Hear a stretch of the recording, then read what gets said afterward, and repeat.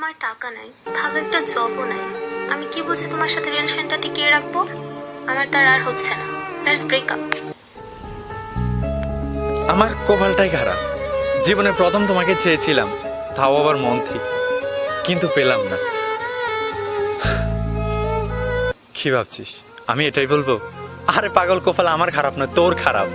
কারণ একজন সত্যিকারের ভালোবাসার মানুষ পেয়েও তাকে দূরে ঢেলে দিচ্ছিস, যে কিনা তোকে মন থেকে ভালোবাসে। তুই কি ভেবেছিলি তুই আমাকে ছেড়ে চলে যাবি, তারপর আমি নেশা করব, তুই থাকবি তোর স্বর নতুন করে সাজাতে ব্যস্ত, আর আমি থাকবো অন্ধকার ঘরের এক কোণে নেশা আসক্ত।